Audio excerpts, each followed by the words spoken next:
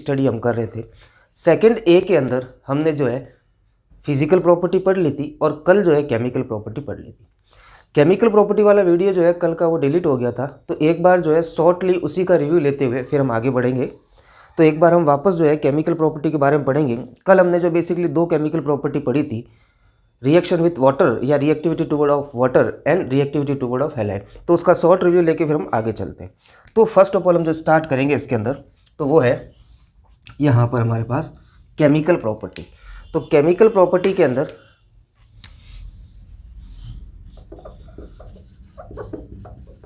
Chemical property of second A group, second A group की chemical property हमें पढ़ रहे थे। सबसे पहले हम इसके अंदर पढ़ेंगे रिएक्टिविटी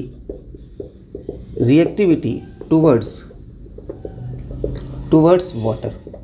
यानी हमें क्या करना है, सेकंड ए एलिमेंट जो है उन सेकंड ए एलिमेंट्स की रिएक्शन करवानी है वाटर से।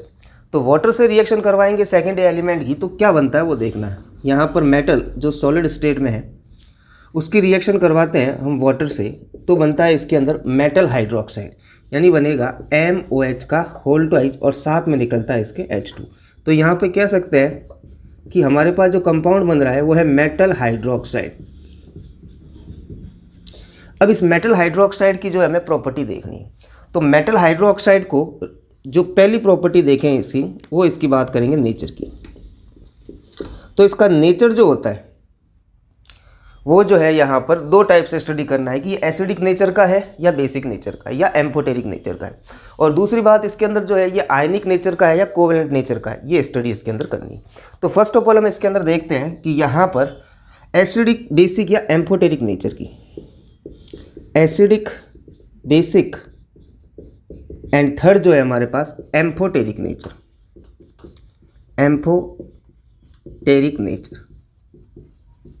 इन तीनों में से अपने पास जो हाइड्रोक्साइड है वो किस नेचर के होंगे उसके बारे में इंट्रोडक्शन लेना है।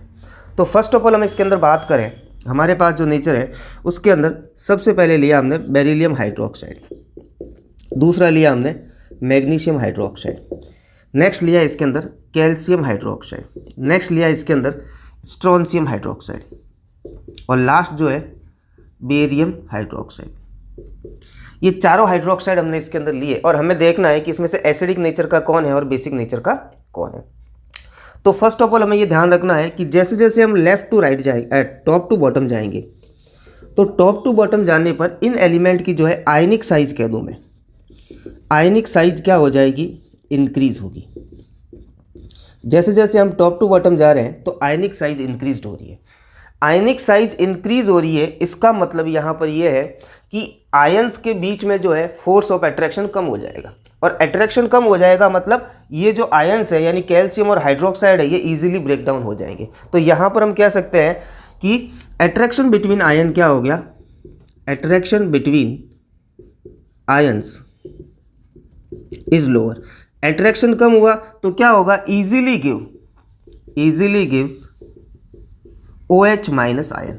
तो ये OH माइनस आयन ज़्यादा देंगे और इजीली देंगे, इसका मतलब इसका बेसिक नेचर क्या होगा, इंक्रीज हो जाएगा। तो यहाँ पर कह सकते हैं कि टॉप टू बॉटम जाने पर इनका बेसिक नेचर जो होता है वो क्या होता है, इंक्रीज होता है। अब अगली बात करें भाई, बेसिक नेचर इंक्रीज हो रहा है, इसका मतलब ये जो है वो कैसा होना चाहिए वो देखना हमें। तो यहाँ पर ये बेरिलियम हाइड्रोक्साइड जो होता है वो कैसा होता है, एम्फोटेरिक नेचर का होता है। एम्फोटेरिक नेचर का मतलब क्या है, ये एसिड और बेस दोनों की तरह क्या करता है, बिहेव करता है। तो ऐसे सब्सटेंस जो एसिड और बेस दोनों की तरह बिहेव करते हैं उसको बोलते हैं एम्फोटेरिक नेचर। तो एम्फोटेरिक नेचर क्या होता है उसके बारे में हम यहाँ पे देखेंगे। तो फर्स्ट ऑफ ऑल हम रिएक्शन करवाएं बेरिलियम हाइड्रोक्साइड की एसिड से। तो यहाँ पर ये एसिड है, तो जब एक सब्सटेंस एसिड है हमको नॉन है, तो दूसरा सब्सटेंस क्या होगा, बेस होगा, तभी न्यूट्रलाइजेशन रिएक्शन होगी, नहीं तो नहीं होगी। तो यहाँ पर क्या बन जाएगा, हमारे पास बेरियम क्लोराइड बन जाएगा और साथ में निकल जाएगा हमारे पास वाटर। ये बन गया हमारे पास सॉल्ट प्लस वाटर बन गया। यानी कि ये एक न्यूट्रलाइजेशन रिएक्शन है, इसमें एक कंपाउंड एसिड है तो दूसरा कंपाउंड क्या होगा, हमारे पास बेस होगा। तो पहली बात तो ये है कि ये किसकी तरह वर्क कर रहा है, बेस की तरह वर्क कर रहा है। तो यहाँ पर ये लिख सकते हैं कि in this reaction beryllium hydroxide act as base की तरह बिहेव करता है। दूसरी बात करें, इसके अंदर हमारे पास है यही बेरिलियम हाइड्रोक्साइड, इसकी रिएक्शन करवा दूं मैं NaOH से, या मैं सिर्फ कह दूं OH माइनस आयन से, तो यहाँ पर क्या कंडीशन होगी वो देखिए। सिर्फ OH माइनस आयन लेते हैं तो OH माइनस आयन लेने पर क्या बन जाएगा, हमारे पास जो है बेरिलेट आयन बन जाएगा। ये जो आयन है इसको बोलते हैं बेरिलेट आयन। तो यहाँ पर ये आयन बना हमारे पास बेरिलेट आयन, ये कंडीशन है। तो यहाँ पर ये क्या था, हमारे पास बेस था और रिएक्शन होकर एक न्यूट्रल कंपाउंड का फॉर्मेशन करेगा। इसका मतलब ये क्या हो गया, एसिड हो गया।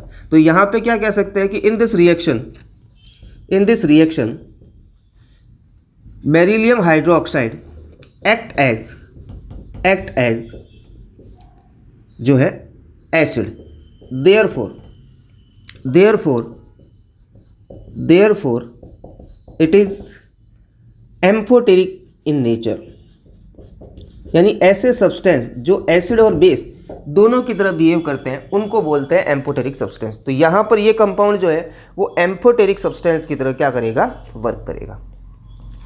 अगली बात करें इसके अंदर यहाँ पर, तो यहाँ पर अगला लेंगे हम इसके अंदर, वो है यहाँ पे हमारा आयनिक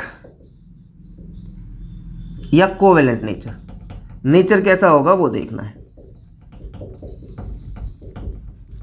आयनिक और कोवेलेंट नेचर कैसा होगा उसके अंदर हम देखें यहाँ पर, तो हमने अभी बात की कि beryllium hydroxide, magnesium hydroxide, calcium hydroxide, strontium hydroxide और barium hydroxide. Top to bottom जाते हैं तो यहाँ पर एटॉमिक साइज इंक्रीज हो रही है। एटॉमिक साइज इंक्रीज हो रही है मतलब एटम के अंदर जो न्यूक्लियस है और न्यूक्लियस और इलेक्ट्रॉन जो है उनके बीच का डिस्टेंस बढ़ रहा है, और डिस्टेंस बढ़ रहा है इसका मतलब इलेक्ट्रॉन ईजिली डोनेट होगा। इट मीन्स क्या होगा, इलेक्ट्रॉन ईजिली डोनेट होगा मतलब नेचर कैसा शो करेगा, आयनिक नेचर शो करेगा। तो यहाँ पर हम ये कह सकते हैं कि जैसे जैसे हम कहाँ जा रहे हैं, टॉप टू बॉटम जाएंगे, आयनिक नेचर इंक्रीज होगा। तो यहाँ पर हम लिखेंगे बेरिलियम हाइड्रोक्साइड, मैग्नीशियम हाइड्रोक्साइड,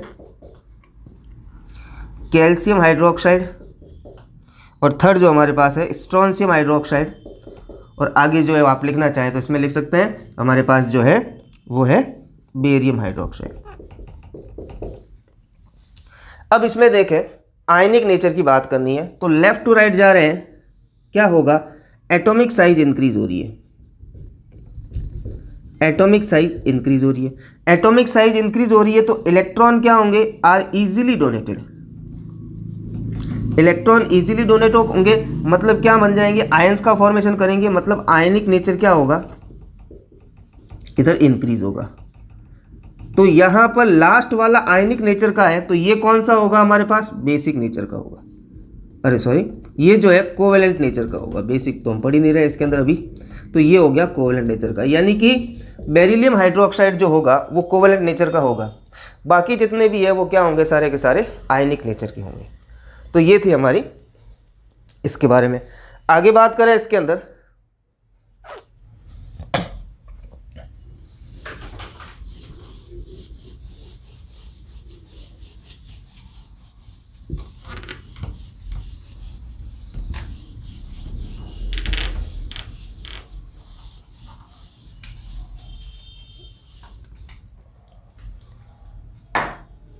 अगला टॉपिक जो हमारा है वो है थर्मल स्टेबिलिटी।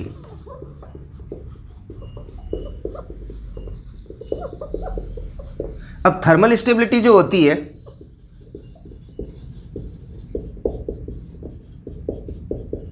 वो इनवर्सली प्रोपोर्शनल होती है आयनिक साइज के या एटॉमिक साइज के। यहां पे यानी कहने का मतलब जैसे जैसे एटॉमिक साइज बढ़ेगी वैसे वैसे थर्मल स्टेबिलिटी क्या हो जाएगी, इसकी डिक्रीज हो जाएगी। तो यहाँ पर देखें मेरे पास है beryllium hydroxide, magnesium hydroxide, calcium hydroxide, strontium hydroxide, barium hydroxide. इनमें से यहाँ पर जा रहे हैं, इधर से इधर जा रहे हैं, तो आयनिक या एटॉमिक साइज क्या हो रही है, इंक्रीज हो रही है। और एटॉमिक साइज इंक्रीज हो रही है तो उसका उल्टा क्या होगा, थर्मल स्टेबिलिटी क्या होगी, डिक्रीज होगी। यानी सबसे ज़्यादा थर्मल स्टेबल कौन होगा, बेरिलियम हाइड्रोक्साइड होगा। नेक्स्ट बात आती है इसके अंदर, तो यहाँ पर हमने जो है इसकी प्रॉपर्टी पढ़ ली। नेक्स्ट है सॉल्युबिलिटी। सॉल्युबिलिटी देखें इसके अंदर, तो सॉल्युबिलिटी के अंदर हमें क्या चीज़ ध्यान रखनी है वो देखिए। तो सॉल्युबिलिटी के अंदर क्या होगा कि आपने एक नॉर्मल कॉन्सेप्ट पढ़ा है कि लाइक डिजोल्व लाइक, दोनों एक नेचर के होंगे तो वो सॉल्युबल हो जाएंगे। यानी वाटर जो होता है वो आयनिक नेचर का होता है, और इसके साथ किसी आयनिक कंपाउंड को डिजोल्व किया जाए तब तो वो डिजोल्व हो जाएगा, लेकिन कोई दूसरा कंपाउंड होगा तो वो डिजोल्व नहीं होगा। तो यहाँ पर क्या कहना चाह रहे हैं वो देखिए सॉल्युबिलिटी के टर्म में। तो बेरिलियम हाइड्रोक्साइड है, magnesium hydroxide, calcium hydroxide, strontium hydroxide, barium hydroxide. इसमें से हमें क्या देखना है, सॉल्युबिलिटी देखनी है। तो जैसे जैसे हम यहाँ तक आ रहे हैं क्या हो रहा है, आयनिक नेचर जो है इंक्रीज हो रहा है। अब आयनिक नेचर इंक्रीज हो रहा है, इसका मतलब यहाँ पर क्या कंडीशन हुई, आयनिक नेचर इंक्रीज हो रहा है। तो आयनिक नेचर इंक्रीज हो रहा है और इनको मैं वाटर में डिसॉल्व करने की कोशिश करूंगा तो ये वाटर में क्या हो जाएंगे, सॉल्युबल हो जाएंगे। इट मीन सॉल्युबिलिटी जो है टॉप टू बॉटम जाने पर क्या होगी, इंक्रीज होगी। ये बात आपको ध्यान रखनी है इसके अंदर। अब अगली बात करें तो यहाँ पर सॉल्युबल कौन नहीं होगा, ये जो होगा इनसॉल्युबल होगा, बाकी सारे के सारे क्या होंगे, सॉल्युबल होंगे। नेक्स्ट बात करते हैं इसके अंदर, तो यहाँ पर जो है हमने हाइड्रोक्साइड का फॉर्मेशन कैसे होता है, वाटर से रिएक्शन करवाते हैं तो हाइड्रोक्साइड का फॉर्मेशन होता है, और उनकी कौन कौन सी प्रॉपर्टी थी उसके बारे में हमने जनरल इंट्रो लिया। अब आगे बात करते हैं रिएक्शन विथ हैलाइड। हैलाइड के साथ रिएक्शन करवाएंगे तो कौन कौन से कंपाउंड बनेंगे वो देखना है। तो एक बार मैं इसको रब कर देता हूँ।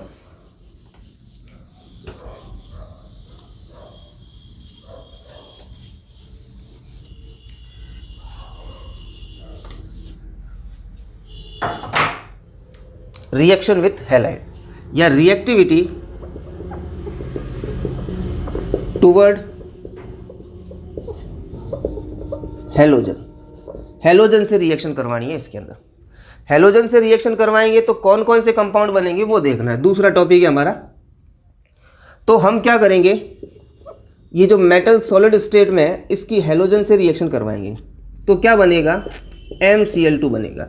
यानी क्या बना, मेटल हैलाइड का फॉर्मेशन ये कर रहे हैं। ये चीज़ इसके अंदर ध्यान रखनी है। तो जब भी हैलोजन से रिएक्शन करवाई जाएगी तो हमेशा क्या बनेगा, इसके अंदर मेटल हैलाइड का फॉर्मेशन होता है। अगली बात करें इसके अंदर, अब यहां पर देखें हम इनकी प्रॉपर्टी देखनी है। सबसे पहले नेचर, या एक बार कंपाउंड बना के देखें। जैसे मैंने क्या किया, बेरिलियम की Cl2 से रिएक्शन करवाई तो क्या बन जाएगा, BeCl2 बन जाएगा। इसी तरीके से मैग्नीशियम की रिएक्शन करवा देता हूं तो क्या बन जाएगा, MgCl2 बन जाएगा। तो हम क्या कर रहे हैं, सेकंड ए की मेटल ले रहे हैं, और सेकंड ए की मेटल से रिएक्शन किसकी करवा रहे हैं, हम जो है Cl से करवा रहे हैं, Cl2 से करवा रहे हैं, हैलाइड से करवा रहे हैं। तो अब आगे देखते हैं इसके अंदर, तो हमारे पास जो है हैलाइड्स बनते हैं। अब इन हैलाइड्स की प्रॉपर्टी क्या है उसके बारे में अपने को देखना है। तो पहली प्रॉपर्टी देखें, फर्स्ट प्रॉपर्टी की बात करें इसके अंदर, तो फर्स्ट प्रॉपर्टी जो हम इसके अंदर लेंगे वो लेंगे यहाँ पर नेचर। किसका कौन सा नेचर होगा वो देखना है। अब यहाँ पे एसिडिक और बेसिक नेचर नहीं देखेंगे, वो तो हाइड्रोक्साइड था इसलिए हमने एसिडिक और बेसिक नेचर देखा था। हमें यहाँ पर बात करनी है कि ये आयनिक नेचर के होंगे या कोवेलेंट नेचर के होंगे। तो यहाँ पर देखिए हमारे पास है सबसे पहले यहाँ पर बेरिलियम क्लोराइड, दूसरा है मैग्नीशियम क्लोराइड, तीसरा है कैल्शियम क्लोराइड, चौथा है स्ट्रोंशियम क्लोराइड, और पांचवा जो है हमारे पास बेरियम क्लोराइड। ये कंडीशन है। अब नेचर देखना है आयनिक कौन है और कोवेलेंट कौन है। तो यहाँ से यहाँ तक जाएं। पहली कंडीशन, एटॉमिक साइज क्या होगी, इंक्रीज होगी। एटॉमिक साइज इंक्रीज हुई मतलब न्यूक्लियस एंड इलेक्ट्रॉन जो है, इलेक्ट्रॉन के बीच का डिस्टेंस, अट्रैक्शन क्या होगा, कम होगा। न्यूक्लियस एंड इलेक्ट्रॉन इनके बीच का अट्रैक्शन क्या होगा, अट्रैक्शन फोर्स जो है वो क्या होगा, डिक्रीज हो जाएगा। अब अट्रैक्शन फोर्स डिक्रीज हो गया तो क्या होगा, इलेक्ट्रॉन इजीली डोनेट होंगे, इलेक्ट्रॉन आर इजीली डोनेट। अब इलेक्ट्रॉन इजीली डोनेट हो गए, इसका मतलब यहां पर आयनिक नेचर क्या होगा, इंक्रीज होगा, क्योंकि आयन बन रहे हैं, क्या होगा, इसका इंक्रीज हो जाएगा। यानी आयनिक नेचर इस तरीके से इंक्रीज होता है। इट मीन्स ये जो हुआ ये कैसे नेचर का होगा, कोवेलेंट नेचर का होगा। यानी ये जो कंपाउंड बन रहा है वो कोवेलेंट नेचर का होता है, ये चीज ध्यान रखनी है। तो नेचर हमारे पास आ गया। नेक्स्ट बात करते हैं, नेक्स्ट कंडीशन ले इसके अंदर दूसरी लेंगे इसके अंदर यहां पर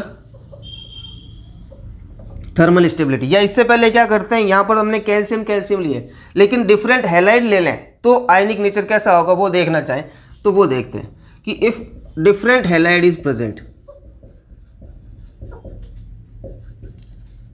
हैलाइड इज प्रेजेंट, यानी कि क्लोरीन, ब्रोमीन, आयोडीन ये प्रेजेंट है। तो सबसे पहले हम इसके अंदर लेते हैं कि बाय चांस हमारे पास मैग्नीशियम फ्लोराइड है, मैग्नीशियम क्लोराइड है, मैग्नीशियम ब्रोमाइड है, मैग्नीशियम आयोडाइड है।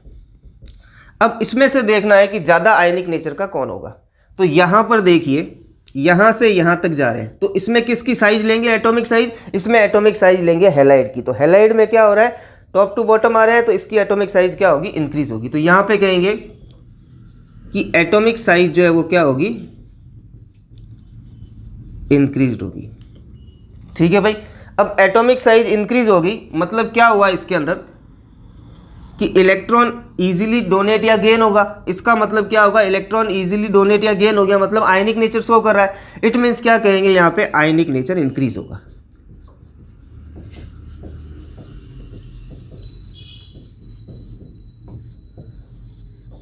तो ये आयनिक नेचर इंक्रीज होता है जब डिफरेंट हैलाइड लिए जाते हैं, और इट मीन्स क्या हो गया, ये मोस्ट कोवेलेंट हो गया,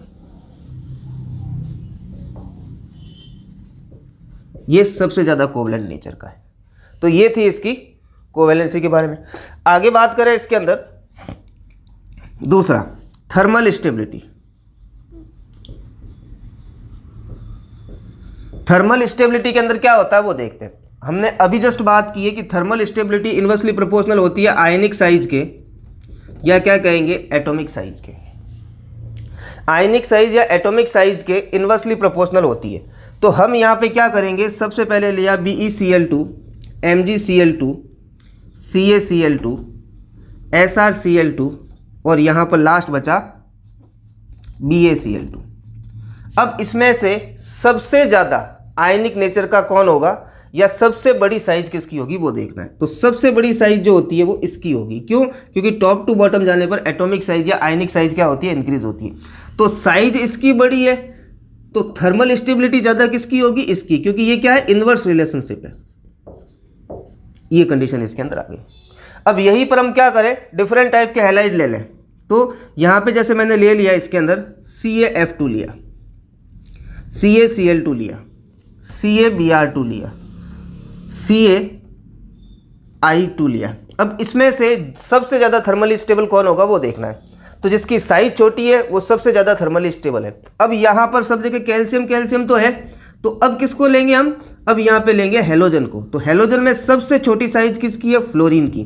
तो ये सबसे ज़्यादा थर्मली क्या होगा, स्टेबल होगा। फिर ऐसे आगे चलते रहेंगे। तो यहाँ पर भी क्या करते हैं, साइज ले रहे हैं, लेकिन साइज किसकी ले रहे हैं, यहाँ पर हेलोजन की साइज ले रहे हैं। तो ये था थर्मल स्टेबिलिटी का टर्म। आगे बात करते हैं इसके अंदर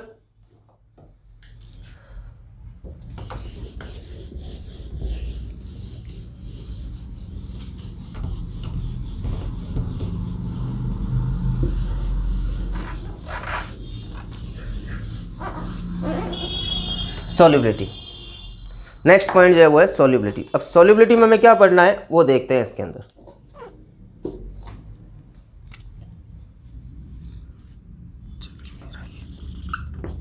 सॉल्युबिलिटी,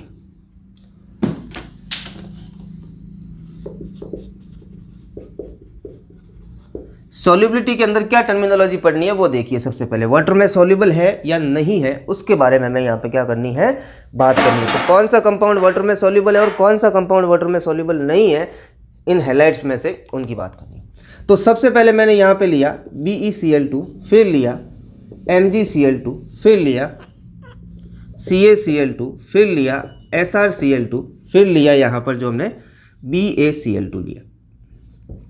ये कंडीशन है हमारे पास, हैलाइड है डिफरेंट टाइप के। अब सॉल्युबिलिटी के अंदर जनरल टर्मिनोलॉजी की बात करें पहले, तो यहाँ पर हम कहेंगे कि आयनिक साइज जो है, आयनिक साइज यहाँ पे क्या हो रही है, इंक्रीज हो रही है। आयनिक साइज इंक्रीज हो रही है मतलब इनके बीच में अट्रैक्शन फोर्स क्या हो रहा है, कम हो रहा है। ठीक है, तो यहाँ पे कह सकते हैं कि अट्रैक्शन फोर्स कम हुआ इन आयंस के बीच में, यानी कैल्शियम और क्लोरीन आयन के बीच में अट्रैक्शन फोर्स कम हुआ। और अट्रैक्शन फोर्स कम हुआ मतलब ये इजीली ब्रेक डाउन हो जाएंगे, और जो इजीली ब्रेक डाउन हो जाएंगे वो इजीली क्या हो जाएंगे, सॉल्युबल हो जाएंगे। तो किसी भी कंपाउंड को वाटर में सॉल्युबल होने के लिए क्या होना चाहिए, आयनाइज्ड होना जरूरी है। तो साइज जैसे जैसे बढ़ेगी वैसे वैसे आयनाइजेशन भी क्या होगा, इंक्रीज होगा। और आयनाइजेशन इंक्रीज होगा मतलब क्या होगा, वो सॉल्युबिलिटी क्या हो जाएगी, उसकी हाई हो जाएगी। तो यहाँ पर बात करें आयनिक साइज इंक्रीज हो गई, आयनिक साइज इंक्रीज होगी, इसका मतलब क्या होगा, यहाँ पर अट्रैक्शन फोर्स बिटवीन आयंस की बात करेंगे, यानी कौन सा, positive and negative ions positive and negative ion जो है, इनके बीच का अट्रैक्शन फोर्स क्या हो जाएगा, डिक्रीज होगा। और अट्रैक्शन फोर्स डिक्रीज हो गया तो ये जल्दी ही क्या हो जाएगा, आयनाइज्ड हो जाएगा, यानी कह सकते हैं इजीली आयनाइज्ड, जल्दी से ये आयनाइज्ड हो गया। और जल्दी से आयनाइज्ड हो गया मतलब क्या हो गया, वाटर में सॉल्युबल हो गया, यानी यहां पे क्या होगी, सॉल्युबिलिटी इंक्रीज होगी। तो ये तो हमने सिंपल टर्म में बात की सॉल्युबिलिटी की। अब यहां पर बात करें तो सबसे ज्यादा सॉल्युबल देखा जाए वो कौन होगा, बेरियम क्लोराइड होगा। अब अगली बात करते हैं, इसके अंदर जो है हमारे पास नेक्स्ट टॉपिक जो है, इसके अंदर देखना है एक दूसरी टर्मिनोलॉजी और लेते हैं, लैटिस एंथैल्पी। अब लैटिस एंथैल्पी क्या होती है वो देखिए। सबसे पहले किसी भी 1 मोल आयनिक सब्सटेंस को कंप्लीटली डिसोसिएट करने के लिए जो एनर्जी चाहिए उसको बोलते हैं लैटिस एंथैल्पी। यानी कहने का मतलब द रिक्वायर्ड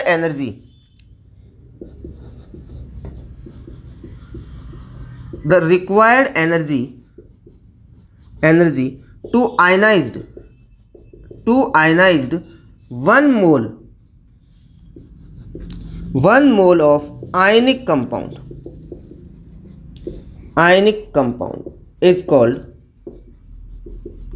लैटिस एनर्जी। यानी क्या कहना चाह रहा हूं, आयनाइज्ड भी कैसा होना चाहिए, कंप्लीटली होना चाहिए। तो किसी भी कंपाउंड को कंप्लीटली आयनाइज्ड होने के लिए, और हो भी कितना, 1 मोल हो, किसी भी 1 मोल कंपाउंड को कंप्लीटली आयनाइज्ड होने के लिए जो एनर्जी रिक्वायर्ड होती है उसको बोलते हैं आयनाइजेशन एंथैल्पी। नेक्स्ट बात करें, इसके अंदर एक और टर्मिनोलॉजी आती है जिसको बोलते हैं हाइड्रेशन एंथैल्पी। लेकिन पहले हम जो है लैटिस एंथैल्पी के बारे में या लैटिस एनर्जी के बारे में पढ़ लेते हैं। यानी किसी भी कंपाउंड को तोड़ना है, और तोड़ने का मतलब क्या है, आयनाइज्ड करना है। तोड़ने का मतलब तो डिसोसिएशन भी होता है, लेकिन हमें यहाँ पर क्या करना है, आयनिक कंपाउंड की बात कर रहे हैं तो उसको डिसोसिएट नहीं करके आयनाइज्ड करना है। जैसे फॉर एग्जांपल देखा जाए, मेरे पास जो है CaCl2 है, इस CaCl2 को मुझे आयनाइज्ड करना है, यानी Ca+2 बनाना है और 2Cl- बनाना है। तो इसमें जो एनर्जी रिक्वायर्ड होगी उसको बोलूंगा मैं क्या, लैटिस एंथैल्पी। 1 मोल इसका है, 1 मोल इसका है, 2 मोल क्लोरीन के है तो 2 मोल क्लोरीन के। तो इनको कंप्लीटली आयनाइज्ड होने के लिए जो एनर्जी की रिक्वायरमेंट होगी उसको बोलते हैं यहाँ पर ionization enthalpy, lattice enthalpy, sorry. अब अगली बात करें, इसके अंदर हम यहाँ पे क्या कह रहे हैं कि जैसे जैसे टॉप टू बॉटम आ रहे हैं, टॉप टू बॉटम आने पर क्या हो रहा है, एटॉमिक साइज इंक्रीज हो रही है, आयनिक साइज इंक्रीज हो रही है।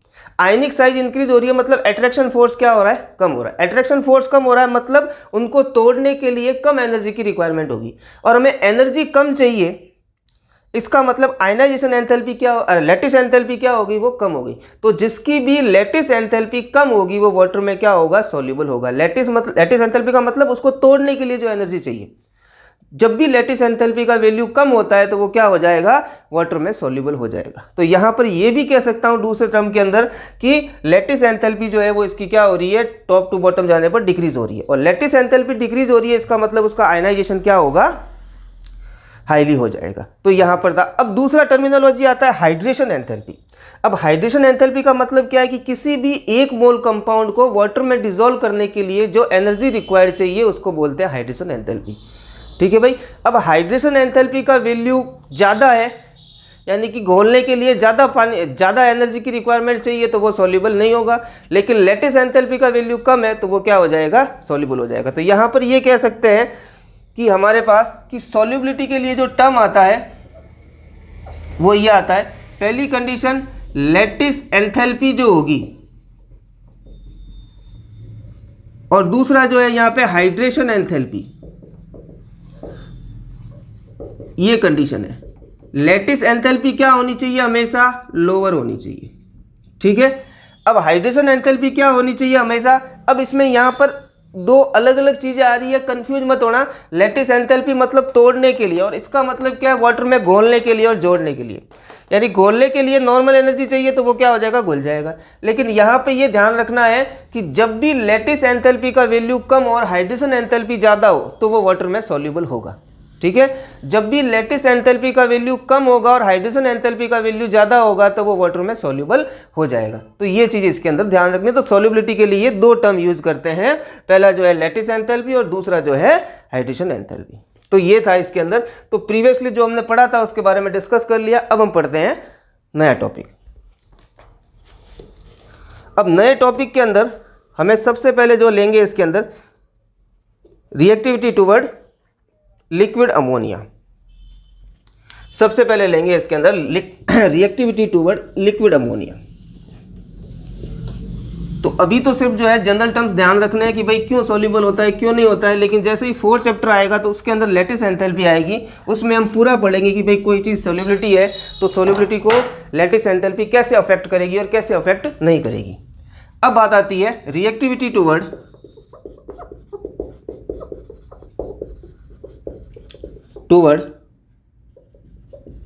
लिक्विड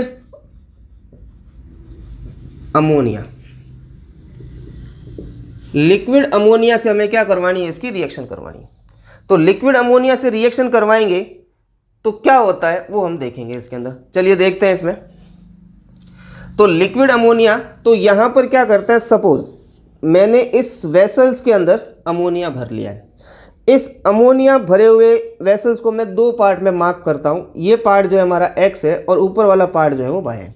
क्या कर रहा हूं कि इस सॉल्यूशन के अंदर मैंने क्या भर रखा है, NH3 भर रखा है। एक पार्ट में हमारा क्या है, यहाँ पर जो है x NH3 है, यानी NH3 का x पार्ट है, और b पार्ट के अंदर या y में क्या है, इसके अंदर NH3 का y पार्ट है। यानी सिर्फ मार्क किया है कि ये x है और ये y है, इतना सा काम किया।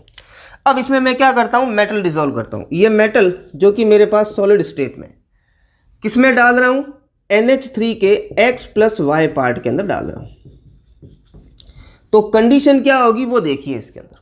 सबसे पहले क्या काम है, ये मेटल जो है अपने 2 इलेक्ट्रॉन लूज करके, मेटल है सेकेंड है की, तो कितने इलेक्ट्रॉन लूज करेगी, 2 इलेक्ट्रॉन लूज करके। 2 इलेक्ट्रॉन इसने क्या कर दिए, लूज कर दिए, इसने 2 इलेक्ट्रॉन निकाल दिए। अब 2 इलेक्ट्रॉन निकालने के बाद कहां चली जाएगी, अमोनिया के x वाले पार्ट में चली जाएगी, है ना। ये मेटल क्या करेगी, जो M+2 है वो कहां आ गया, अमोनिया के x वाले पार्ट में। तो इसको मैं कैसे लिखता हूं, MnH3, ठीक है भाई, और यहां पे लिख दिया मैंने +2, और ये कौन सा पार्ट आ गया, x पार्ट आ गया। अब हमारे पास क्या निकले, 2 इलेक्ट्रॉन। ये 2 इलेक्ट्रॉन कहां जाएंगे, अमोनिया के y वाले पार्ट में। तो यहां पर जो देखा जाए ये 2 इलेक्ट्रॉन जो है कहां चले गए, अमोनिया के y वाले पार्ट में। तो यहां पर मैं लिख रहा हूं NH3 का y पार्ट, और चार्ज कितना लिखूंगा, -1, और यहां पे बैलेंस करने के लिए क्या लिख दूं, 2 लिख दूं।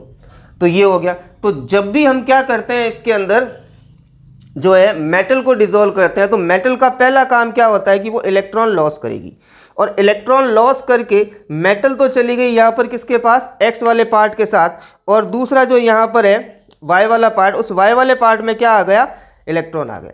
अब यहाँ पर देखिए सॉल्यूशन के अंदर y वाले पार्ट के अंदर इलेक्ट्रॉन फ्लोट कर रहा है, यानी फ्री इलेक्ट्रॉन फ्लोट कर रहे हैं। जब भी फ्री इलेक्ट्रॉन होते हैं तो उन फ्री इलेक्ट्रॉन के कारण क्या होता है, उसका कलर जो होगा, सब्सटेंस का एक कलर होगा, और वो कलर जो होता है इस सॉल्यूशन का वो ब्लू कलर का होता है। तो कहने का मतलब यहाँ पर ये है कि इलेक्ट्रॉन फ्री होने के कारण इस सॉल्यूशन का कलर जो होता है वो प्रूशियन ब्लू कलर का होता है।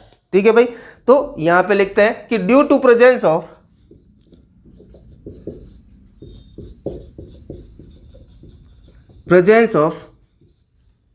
free electron,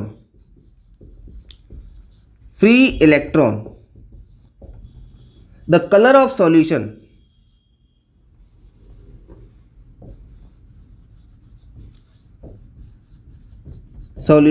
is blue colour का होता है, या प्रूशियन ब्लू लिखना चाहो तो वो भी लिख सकते हो, प्रूशियन ब्लू कलर का सॉल्यूशन होता है। नेक्स्ट बात करें इसके अंदर, अब अगली कंडीशन में क्या होता है वो देखिए इसके अंदर। अब यहां पर क्या करते हैं कि मेरे पास M+2 था, अब यहां पे क्या लिखूंगा, एक्वस लिखूंगा, मेटल सॉलिड नहीं लिखूंगा। फिर क्या है NH3 को मैं इस तरीके से लिखता हूं NH2, ठीक है, और एक H यहां पे बता दिया। फिर मेरे पास क्या बचे हैं, 2 इलेक्ट्रॉन बचे हैं, यही बचा है, एक तो NH3 है, दूसरा क्या है मेरे पास मेटल आयन है, और जो इसने इलेक्ट्रॉन लूज किए वो है। पहली कंडीशन के अंदर हमें क्या करना है कि नाइट्रोजन जो है अपने इलेक्ट्रॉन लेकर निकल जाएगा NH2 की फॉर्म में। ये किस फॉर्म में निकल गया, NH2 की फॉर्म में। तो NH2 क्या हो गया, यहाँ पर इसने इलेक्ट्रॉन लिए तो NH2 माइनस हुआ, ये माइनस किससे जाके जुड़ेगा, प्लस से जुड़ेगा, तो क्या बन गया यहाँ पे MnH2, और कितने आएंगे, +2 चार्ज है, क्रिस क्रॉस मेथड, ये 2 आ गए। बैलेंस करने के लिए यहाँ पे 2 लगा दे, 2 हाइड्रोजन 2 इलेक्ट्रॉन क्या बना देंगे, H2 का फॉर्मेशन कर देंगे। ये जो कंपाउंड बना इसको बोलते हैं मेटल अमाइड, ये कंपाउंड है मेटल अमाइड। ठीक है, अब यहां पर इलेक्ट्रॉन फ्री नहीं रहे, मतलब सॉल्यूशन का कलर कैसा हो गया, सॉल्यूशन जो है ब्रॉन्ज कलर का हो गया। ठीक है, तो यहां पे फ्री इलेक्ट्रॉन नहीं है, और फ्री इलेक्ट्रॉन नहीं होने के कारण जो है solution become bronze in colour. तो ये कहेंगे ड्यू टू एब्सेंस ऑफ, या कह सकते हैं आगे लिखना चाहें तो इसमें ही after some time,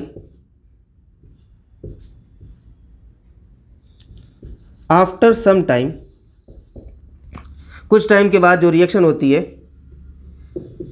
the colour of solution turns to bronze due to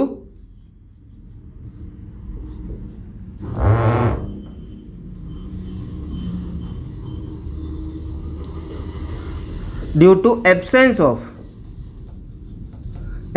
of free electron.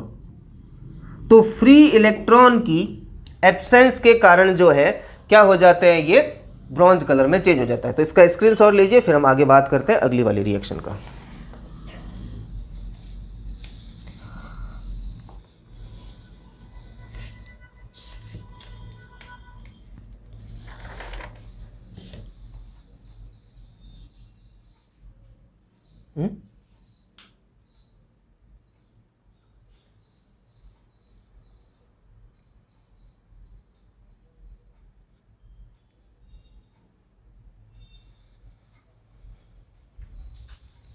तो आ ही नहीं रहा, लाइव ही क्यों लाइव चलता इसमें तो सो रहा है ना, वीडियो में बता ही नहीं रहा है, नोटिफिकेशन में भी नहीं है।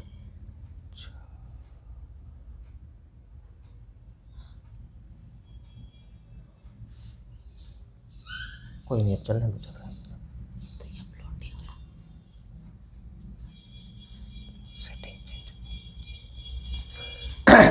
आगे बात करें इसके अंदर, वीडियो का प्राइवेटाइजेशन हो रहा है, लाइव चल नहीं रहा है, तो एक बार मैं इसको लाइव करने की कोशिश करता हूं।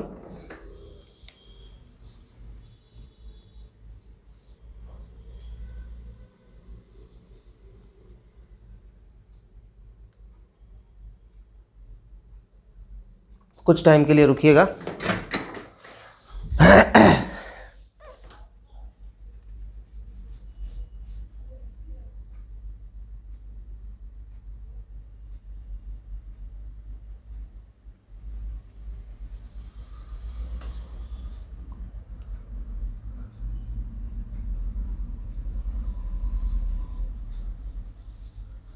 अब आ जाएगा।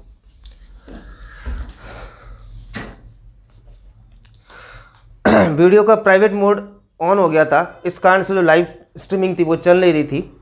तो अब हम आगे बात करते हैं इससे। हमने यहाँ पे बात कर ली इसके अंदर जो है reactivity toward liquid ammonia. Liquid ammonia से बात कर ली, इससे आगे लेते हैं हम इसमें।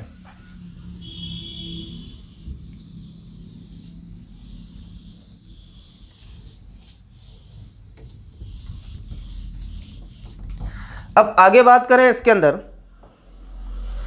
तो आगे जो हमें पढ़ना है रिएक्टिविटी टुवर्ड हाइड्रोजन। अगला जो पॉइंट है वो है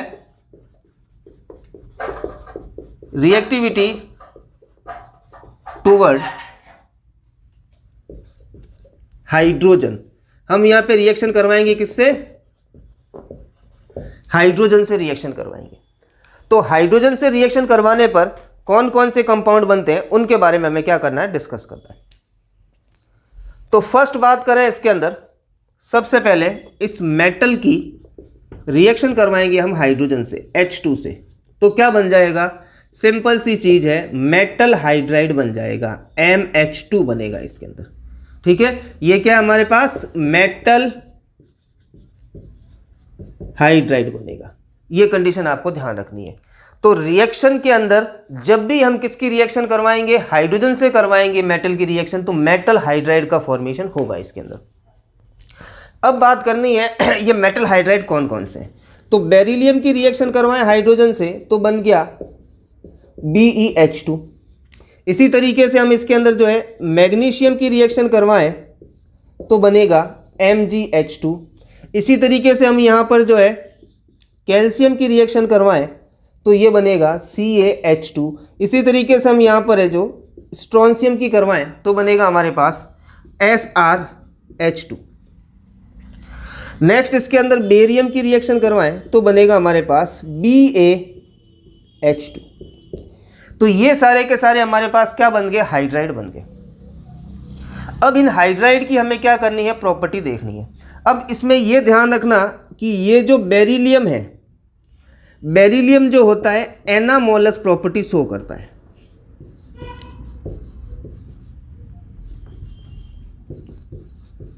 एनामोलस प्रॉपर्टी शो करता है। अब एनामोलस प्रॉपर्टी का मतलब क्या है? अपने एलिमेंट के कॉरस्पॉन्डिंग जो है, अपने एलिमेंट के कॉरस्पॉन्डिंग जो है ये दूसरे कंपाउंड का फॉर्मेशन करता है। तो उस प्रॉपर्टी को बोलते हैं एनामोलस प्रॉपर्टी।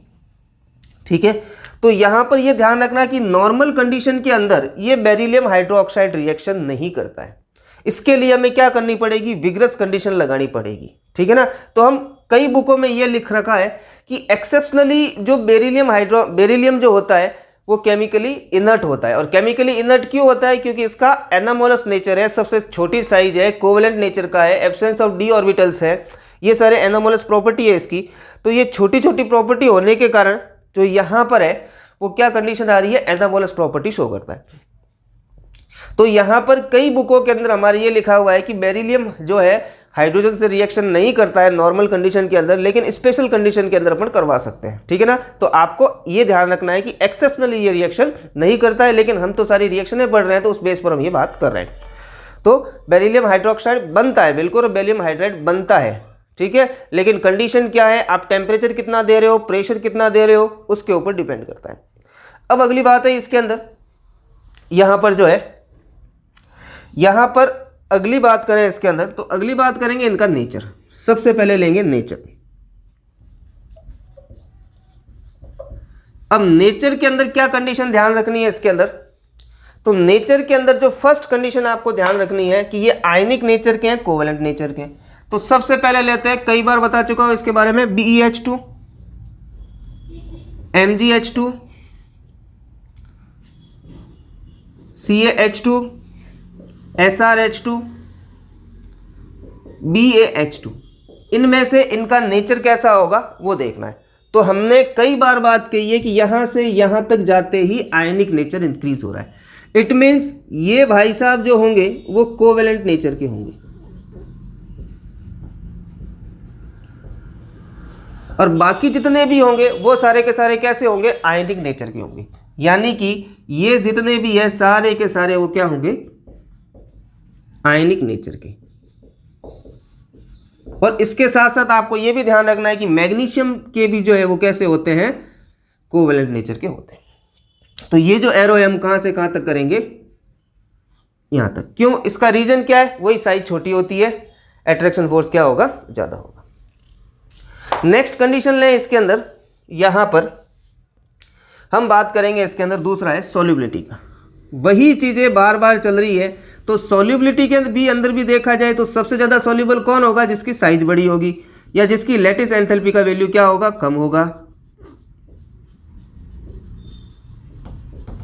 तो सबसे बड़ी साइज है वो सबसे ज्यादा सॉल्युबल, यानी कहने का मतलब यहां पर जो है बेरिलियम हाइड्राइड जो होगा वो क्या होगा, इनसॉल्युबल नेचर का होगा। ठीक है, बाकी सारे के सारे क्या होंगे, यहां पर सॉल्युबल नेचर का होगा। अब अगली बात करें इसके अंदर कि नेचर, उसके बाद थर्ड पॉइंट जो है हमारे पास सॉल्युबिलिटी के बाद थर्मल स्टेबिलिटी। तीन ही पॉइंट हमको मेनली पढ़ने हैं।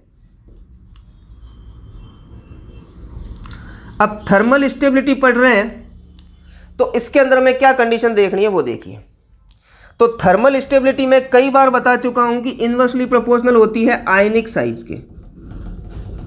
तो यहां पर भी हमें क्या देखना है, वही कंडीशन देखे हैं, beryllium hydroxide, magnesium hydroxide, calcium hydroxide, SR hydroxide, barium hydroxide. तो सबसे ज़्यादा थर्मली स्टेबल कौन होगा आपके सामने। बार बार मैं एक ही चीज़ को जो रिपीट नहीं करना चाहूँगा। तो तीन प्रॉपर्टी हमने पढ़ी और रिएक्टिविटी टुवर्ड हाइड्रोजन पढ़ा, तो इसका स्क्रीनशॉट लीजिए, फिर आगे बात करते हैं। आज जो है हम केमिकल रिएक्टिविटी कंप्लीट कर लेंगे।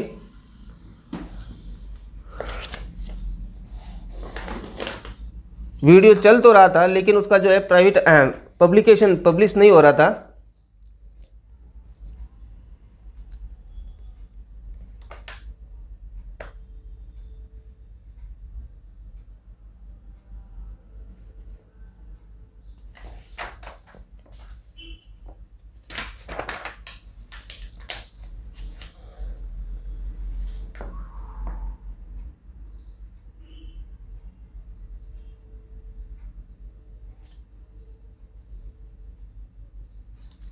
नेक्स्ट बात करें इसके अंदर,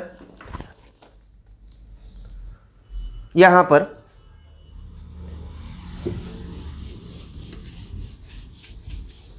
तो वो हम लेंगे reactivity toward oxygen. Reactivity toward oxygen,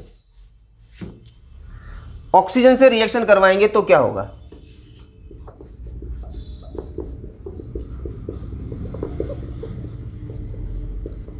towards oxygen. Oxygen से इनकी रिएक्शन करवा दी जाए तो कौन कौन से कंपाउंड बनेंगे और कौन कौन से कंपाउंड नहीं बनेंगे वो देखना है। तो हमें ध्यान रखना है कि बेरिलियम, मैग्नीशियम और कैल्शियम, इनकी जब ऑक्सीजन से रिएक्शन करवाई जाती है तो नॉर्मल कंडीशन में ये क्या बनाते हैं, जनरल ऑक्साइड बनाते हैं। ठीक है, लेकिन साथ ही साथ बेरिलियम क्या बनाएगा, इसके साथ साथ नाइट्राइड भी बनाएगा। वो कैसे बनाएगा अभी बात करेंगे, लेकिन पहले हम इनको ले लेते हैं। फिर स्ट्रोंशियम और बेरियम, ये दोनों जो बचे ये बनाते हैं सुपर ऑक्साइड। अब सुपर ऑक्साइड क्यों बनाते हैं उसका रीजन मैंने फर्स्ट ए के अंदर आपको बता दिया था। फर्स्ट ए के अंदर क्या बात बताई थी, इसके अंदर फर्स्ट ए के अंदर हमने ये बात कही थी कि यहां पर लैटिस एनर्जी इफेक्ट के बारे में बात कही थी। तो लैटिस एनर्जी इफेक्ट मतलब क्या होता है कि छोटा आयन छोटे से जुड़ेगा और बड़ा आयन बड़े आयन से जुड़ेगा, ये बात थी इसके अंदर। तो अब उसी चीज़ को मैं वापस दोहराना नहीं चाहूँगा। इसके अंदर इतनी सी बात लिखेंगे कि सुपर ऑक्साइड क्यों बनता है, क्योंकि due to lattice energy effect. ठीक है, तो यहाँ पर लिखना चाहें हम तो ये बात करेंगे,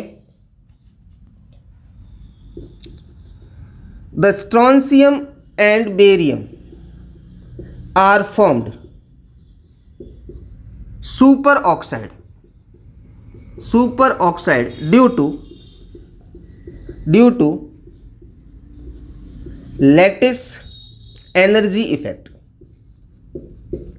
लैटिस एनर्जी इफेक्ट के कारण। और लैटिस एनर्जी इफेक्ट होता है क्या है कि स्मॉलर कैटायन स्मॉलर एनायन से जुड़ेगा और smaller larger anion larger cation से जुड़ेगा। वो था लैटिस एंथैल्पी इफेक्ट जो हमने फर्स्ट डे में बता दिया है, वापस बात नहीं करेंगे इसमें। अब बात आती है इसके अलावा बेरिलियम को वापस लेते हैं। तो इस कंडीशन में क्या ध्यान रखना है कि यहां पर बेरिलियम मैग्नीशियम कैल्शियम ये तीनों जो है जनरल ऑक्साइड तो बना ही रहे, लेकिन जनरल ऑक्साइड के साथ साथ यहां पर बात करेंगे जो बेरिलियम है, ये बेरिलियम जनरल ऑक्साइड बनाने के साथ साथ जो बनाता है वो नाइट्राइड भी बनाता है। यानी एयर से रिएक्शन करवा दे, एयर में ऑक्सीजन है तो ये बेरिलियम ऑक्साइड तो बनेगा ही, साथ साथ क्या बनेगा, बेरिलियम नाइट्राइड भी बनेगा, यानी Be3N2 भी बनेगा। इसको बोलते हैं बेरिलियम नाइट्राइड बोलते हैं, ठीक है ना। तो ये चीज इसके अंदर ध्यान रखनी है कि बेरिलियम जो है बेरिलियम नाइट्राइड बनाता है, लेकिन बाकी वाले जो है जनरल ऑक्साइड बनाते हैं, वो किसी टाइप का कोई नाइट्राइड का फॉर्मेशन नहीं करते। इसी तरीके से हमने क्या पढ़ा था कि जो मैग्नीशियम है वो भी एयर से रिएक्शन क्या करके क्या बनाता है, मैग्नीशियम ऑक्साइड तो बनाएगा ही, साथ साथ क्या बनाएगा, मैग्नीशियम नाइट्राइड का फॉर्मेशन भी करेगा। तो ये कंडीशन हमको ध्यान रखनी है, दोनों के दोनों जो है क्या बनाते हैं, नाइट्राइड का फॉर्मेशन करते हैं। क्यों? क्योंकि इसका एनामोलस बिहेवियर होता है, एनामोलस नेचर होता है, इस रीजन से ये सारी चीजें होती है। तो यहां पर मैं ये लिख सकता हूं कि due to anomalous behaviour of beryllium and magnesium, beryllium और मैग्नीशियम का एनामोलस बिहेवियर होने के कारण, और एनामोलस बिहेवियर होने का मतलब क्या है यहाँ पे कि इनकी जो है साइज छोटी होती है, इनका इलेक्ट्रोनेगेटिविटी ज़्यादा होती है, इनका आयनाइजेशन एंथैल्पी ज़्यादा होती है, और इनका जो है एब्सेंस ऑफ डी ऑर्बिटल होते हैं। ये एनामोलस प्रॉपर्टी थी, ये एनामोलस बिहेवियर था, इस रीजन से था एनामोलस बिहेवियर। तो due to anomalous behaviour of beryllium and magnesium they are formed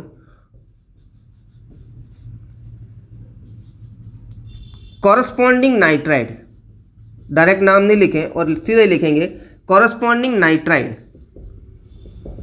nitride, ठीक है भाई, ऑन रिएक्शन विथ यहां पर जो बात करें एयर, तो एयर से रिएक्शन करने पर ये सारे बनाते हैं।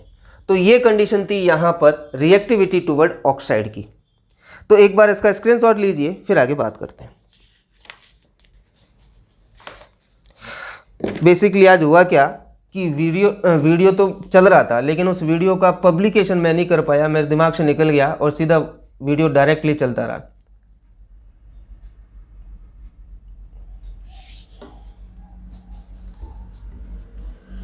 इस कारण से आपको जो है नोटिफिकेशन भी नहीं आया होगा और सीधा यही लिखा हुआ आएगा दिस वीडियो इज़ प्राइवेट। तो कोई प्रॉब्लम नहीं, वीडियो सेव रहेगा, बाद में भी देख लेना। आगे जो पढ़ रहे हैं उसके बारे में बात करते हैं।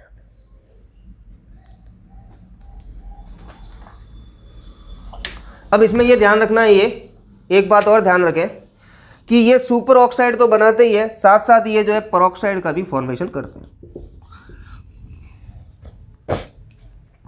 ये एक पॉइंट इसमें और ध्यान रखना है।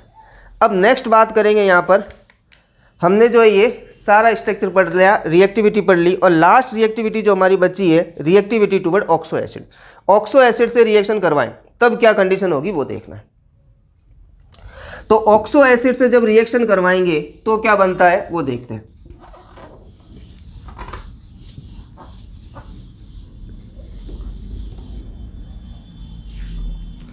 ऑक्सो एसिड से रिएक्शन करवाते हैं तब देखते हैं क्या बनता है। तो reactivity towards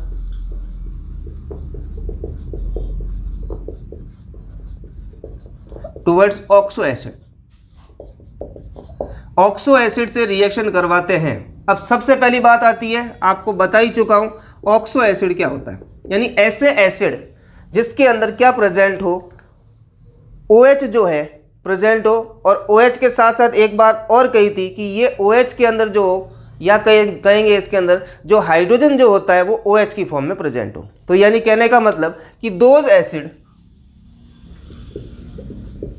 acid having proton मतलब H+, H plus ion present in form of hydroxide ion. तो ये हाइड्रोक्साइड आयन की फॉर्म में प्रेजेंट होते हैं, और हाइड्रोक्साइड आयन की फॉर्म में प्रेजेंट होंगे तो उसको क्या बोलते हैं? ऑक्सो एसिड बोलते हैं। तो सबसे पहला ऑक्सो एसिड लेता हूं मैं इसके अंदर H2SO4। H2SO4 सबसे हाईली रिएक्टिव, कोई भी आ जाए, अब यहाँ पे बेरिलियम की नहीं चलेगी, क्या बनेगा? सीधा कॉरस्पॉन्डिंग सॉल्ट बनेगा। यानी कि मैं इस मेटल की जो सॉलिड थी उसकी रिएक्शन करवा दूं मैं H2SO4 से, तो क्या बन जाएगा इसके अंदर? हमारे पास जो है वो बनेगा मेटल सल्फेट बनेगा। जो मेटल है उसके कॉरस्पॉन्डिंग क्या बन जाएगा? सल्फेट बन जाएगा। और साथ में क्या निकलेगा? H2 निकलेगा। एक दो एग्जाम्पल भी करके देख लेते हैं। मैग्नीशियम की रिएक्शन करवाते हैं हम यहाँ पर H2SO4 से, तो क्या बनेगा? मैग्नीशियम सल्फेट बनेगा, MgSO4 प्लस H2 बनेगा। ठीक है भाई, तो कॉरस्पॉन्डिंग सल्फेट बनेंगे इसके साथ साथ। एक बार उन सल्फेट्स के नाम लिख लेता हूँ। सबसे पहले मैंने लिखूंगा बेरिलियम सल्फेट, और फिर मैं लिखूंगा इसके अंदर बेरिलियम के बाद मैग्नीशियम सल्फेट, फिर मैं लिखूंगा इसके अंदर कैल्शियम सल्फेट, स्ट्रोंशियम सल्फेट, और लास्ट बचता है हमारे पास बेरियम सल्फेट। बार बार रिएक्शन करवाने की रिक्वायरमेंट नहीं है, एक बार लिख दो कि भाई ये सल्फेट बनते हैं। अब इनमें थर्मल स्टेबिलिटी कहो, सॉल्युबिलिटी कहो या नेचर कहो, एज इट इज जो हमने अभी पढ़ा है वो का वही चलेगा। एक बार शॉर्ट टर्म में करके बता देता हूं, बाकी आप खुद करते रहे इसके अंदर। तो यहां पर सबसे पहली बात करें नेचर की,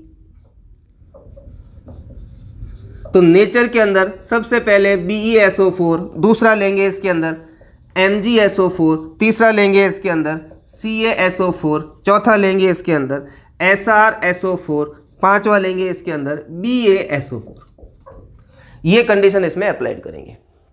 तो यहाँ पे नेचर सिंपल बात की थी, लेफ्ट टॉप टू बॉटम जा रहे हैं, एटॉमिक साइज बढ़ेगी, आयनिक साइज बढ़ेगी। ठीक है, एटॉमिक साइज बढ़ेगी, इलेक्ट्रॉन इजीली डोनेट होंगे। इलेक्ट्रॉन इजीली डोनेट होंगे तो कम एलिमेंट कैसा हो जाएगा? आयनिक हो जाएगा। इट मीन्स हमें यहाँ पे कहूँगा कि आयनिक नेचर जो है क्या होगा? इंक्रीज होगा। तो यहाँ पर ये ध्यान रखना है कि आयनिक नेचर इंक्रीज होता है, तो सबसे ज़्यादा आयनिक नेचर कौन होंगे? इधर होंगे। और ये कैसा होगा? यहाँ पे कोवेलेंट नेचर का होगा। तो यहाँ पे नहीं लिख के एरो नहीं लिखता हूँ, ओनली फॉर डायरेक्ट कर देता हूँ यहाँ पे आयनिक नेचर इंक्रीज। और बाकी जो बचे यहाँ पर ये दो, वो कैसे होंगे? कोवेलेंट नेचर के होंगे। ये ध्यान रखना, ये कंडीशन है इसके अंदर। अब नेचर के बाद दूसरा लेंगे इसके अंदर सॉल्युबिलिटी। अब सॉल्युबिलिटी के अंदर ज़्यादा ध्यान नहीं रखना है, आयनिक जो है वाटर में डिसॉल्व हो जाएगा, कोवेलेंट जो है वाटर में डिसॉल्व नहीं होगा, इतना सा काम ध्यान रखना है। तो यहाँ पे बात करें सॉल्युबिलिटी की, BeSO4, MgSO4, CaSO4, SrSO4, BaSO4। अब इसके अंदर देखें सबसे ज़्यादा सॉल्युबल कौन होगा? मुझे कहने की रिक्वायरमेंट इसके अंदर नहीं है, ये कंडीशन। अब इसके अंदर जो मेन चीज़ पूछी जाती है वो पूछी जाती है थर्मल स्टेबिलिटी। कौन ज़्यादा थर्मली स्टेबल है और कौन थर्मली स्टेबल नहीं है, उसके बारे में। तो थर्मल स्टेबिलिटी के अंदर थर्ड पॉइंट आपको बता ही चुका हूं, इनवर्सली प्रोपोर्शनल होती है आयनिक साइज के। BeSO4 सबसे ज़्यादा थर्मली स्टेबल ये होगा, फिर MgSO4, फिर यहाँ पर CaSO4, फिर यहाँ पे SrSO4, और लास्ट बचा BaSO4। साइज बढ़ेगी, स्टेबिलिटी घटेगी, बस इतना ध्यान रखना है। तो जितने भी ऑक्सो एसिड हैं उन सभी ऑक्सो एसिड में ये तीनों टर्मिनोलॉजी अपने को यूज़ करनी है, और यही कंडीशन चलेगी इसके अंदर। तो ज़्यादा इसके अंदर अपने को कुछ करने की रिक्वायरमेंट नहीं है। एक ऑक्सो एसिड मैंने बता दिया है, बाकी आप करना चाहो दूसरा HNO3 कर सकते हो, H2CO3 कर सकते हो, है ना। तो यहाँ पर जो है हमारी केमिकल रिएक्टिविटी खत्म हो गई। आज हमने जो है पूरी की पूरी केमिकल प्रॉपर्टी वापस से पढ़ी है। सबसे पहली बात की इसके अंदर जो है रिएक्टिविटी टूवर्ड वाटर, फिर दूसरी बात की इसके अंदर रिएक्टिविटी टूवर्ड यहाँ पे हेलोजन, फिर बात की इसके अंदर रिएक्टिविटी टूवर्ड लिक्विड अमोनिया, फिर बात की इसके अंदर रिएक्टिविटी टूवर्ड हाइड्रोजन, और फिर बात की रिएक्टिविटी टूवर्ड ऑक्सो एसिड। तो 5 रिएक्टिविटी दे रखी है हमारे सिलेबस में और हमने ये पांचों की पांचों पढ़ ली है। अब हमारे पास यहाँ पर जो लास्ट टॉपिक बचता है वो बचता है anomalous behaviour of beryllium. Anomalous behaviour of beryllium वो पढ़ना है हमें इसके अंदर। तो इस तरीके से आज जो हम इस चैप्टर को है वो कंप्लीट कर देंगे।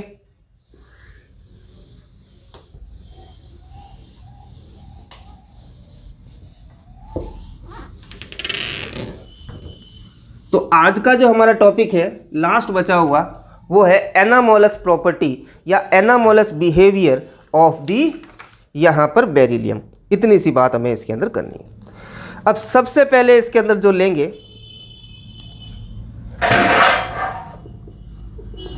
Anomalous behaviour of beryllium. अब बेरिलियम जो है अपने करस्पॉन्डिंग ग्रुप के एलिमेंट से, यानी कहने का मतलब बेरिलियम, मैग्नीशियम, कैल्शियम, स्ट्रोंशियम और बेरियम, ये एलिमेंट जो है करस्पॉन्डिंग एलिमेंट है, अपने करस्पॉन्डिंग एलिमेंट से डिफरेंट बिहेवियर शो करता है और ऐसे नेचर को बोलते हैं एनामोलस बिहेवियर। तो यहां पे बात करेंगे the beryllium show different behavior to its corresponding element of second A or group, second A group. This nature is called, nature या behavior is called anomalous behaviour.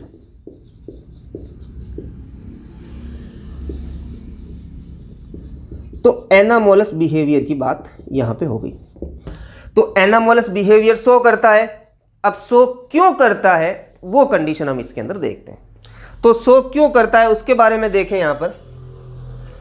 तो हमारे पास रीजन क्या है, the beryllium show anomalous property due to वही 4 या 5 reason जो हमने पहले पढ़े थे लिथियम के अंदर, वही चीजें इसके अंदर चलेगी, कोई दूसरी नहीं अपने को नहीं करनी। तो अब बात करें पहली रीजन जो है due to smaller atomic size. Atomic size बहुत छोटी होती है। दूसरी बात करें इसके अंदर स्मॉलर एटॉमिक साइज है। और दूसरी बात करें इसके अंदर हाई पोलैरिटी। अभी बता ही चुके थे कि साइज छोटी है तो दूसरे को ज़्यादा अट्रैक्ट करेगा और पोलर नेचर शो करेगा। ठीक है, नेक्स्ट बात करें थर्ड पोलैरिटी के बाद फोर्थ पॉइंट जो हमारे पास आएगा इसके अंदर, वो फोर्थ पॉइंट है हमारे पास यहाँ पर, वो है इसमें हाई आयनाइजेशन एंथैल्पी।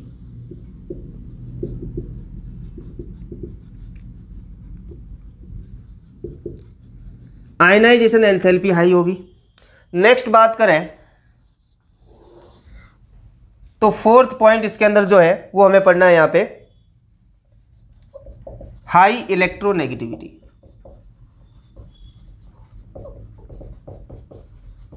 और लास्ट बात जो है वो है हमारे पास absence of D orbital. D orbital की एब्सेंस होती है। तो इन 4 रीजन के कारण जो है यहां पर बेरिलियम एनामोलस प्रॉपर्टी शो करता है और ये डायगोनल रिलेशनशिप प्रेजेंट करेगा किससे, एल्यूमिनियम से। तो बेरिलियम के डायगोनल में एल्यूमिनियम प्रेजेंट है तो उससे डायगोनल रिलेशनशिप रिप्रेजेंट करता है। अब ये एनामोलस प्रॉपर्टी कौन कौन सी है उसके बारे में बात करनी है। तो ज़्यादा इसके अंदर ध्यान नहीं रखना है, कुछ एक प्रॉपर्टी है उनकी बात कर लेते हैं फिर आगे चलेंगे, क्योंकि ऐसे तो प्रॉपर्टी बहुत ज़्यादा है लेकिन हमें कुछ एक प्रॉपर्टी ध्यान रखनी है क्योंकि इस पर सीधा शॉर्ट नोट्स आता है 11th के अंदर। ठीक है, तो 2 या 3 प्रॉपर्टी काफ़ी है इसके अंदर। एनामोलस बिहेवियर, सबसे पहली बात आती है इसके अंदर वही चीज़ें रहेगी, ज़्यादा कोई डिफरेंस नहीं रहेगा। सबसे पहली बात करेंगे कि ये जितने भी इसके कंपाउंड होते हैं वो सारे के सारे हार्ड होते हैं। क्यों? क्योंकि कैसे होते हैं, ये कोवेलेंट नेचर के होते हैं, ठीक है। और कोवेलेंट नेचर का कोई भी सब्सटेंस होगा वो क्या होगा, हार्ड होगा। तो यहां पे कह सकते हैं the compound of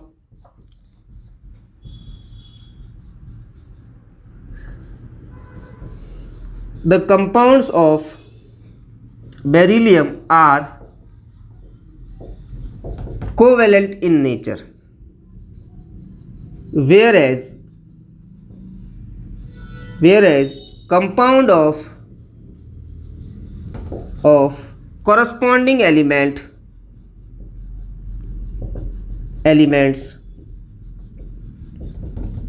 are ionic in nature। तो आयनिक नेचर के होते हैं, ठीक है भाई। दूसरे जितने भी हैं वो सारे के सारे क्या होते हैं, आयनिक नेचर के होते हैं। अगली बात करें इसके अंदर, वो हमारे पास है यहाँ पे कि अब ये हार्ड है तो इनका बॉइलिंग पॉइंट और मेल्टिंग पॉइंट क्या होगा, हाई होगा। मेल्टिंग पॉइंट ही होगा, बॉइलिंग पॉइंट की तो बात कर ही नहीं सकते क्योंकि अपन सॉलिड स्टेट की बात कर रहे हैं। तो यहाँ पे they have high melting point. अब मेल्टिंग पॉइंट हाई है तो इसका मतलब जब पिघल बड़ी मुश्किल से रहा है तो उबलेगा भी बड़ी मुश्किल से। एंड बॉइलिंग पॉइंट,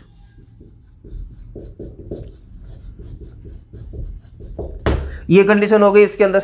इसके अलावा और देखना चाहें तो हम ये कह सकते हैं कि इनके अंदर कर ही लेते हैं बात, एक बार स्क्रीनशॉट ले लो फिर बात करते हैं इसमें।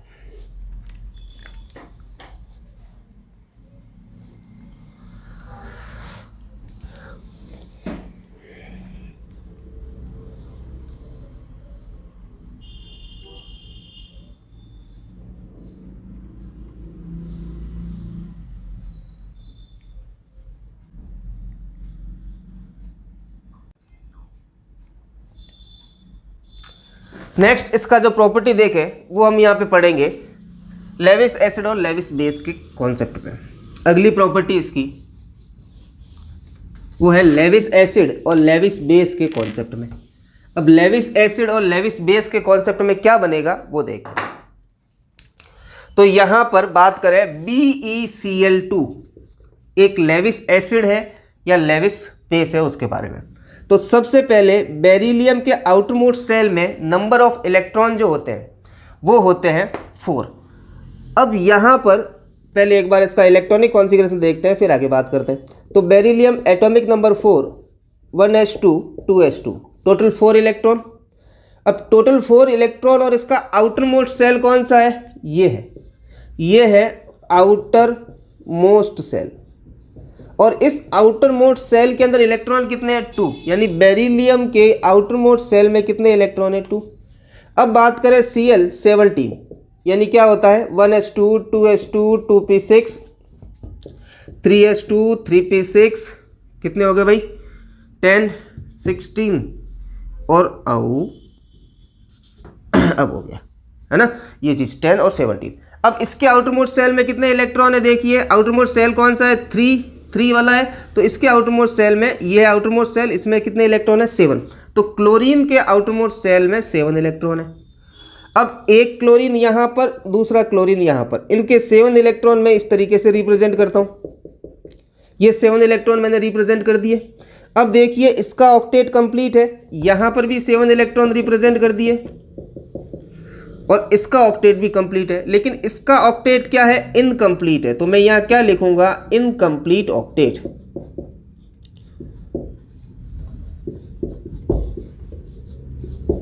ऑक्टेट इसका इनकम्प्लीट है। क्या बात कर रहा हूं, बेरिलियम के आउटर मोस्ट सेल में 2 इलेक्ट्रॉन रिप्रेजेंट कर दिया हमने, क्लोरीन के आउटर मोस्ट सेल में 7 इलेक्ट्रॉन रिप्रेजेंट कर दिया हमने, ठीक है। अब इसका इनकम्प्लीट ऑक्टेट है। इनकम्प्लीट ऑक्टेट है मतलब क्या कंडीशन आएगी इसके अंदर कि इलेक्ट्रॉन की डेफिशिएंसी है। कितने इलेक्ट्रॉन चाहिए स्टेबल होने के लिए, टोटल 8 इलेक्ट्रॉन चाहिए। लेकिन इलेक्ट्रॉन की डेफिशिएंसी है मतलब क्या करेगा, ये इलेक्ट्रॉन गेन करेगा।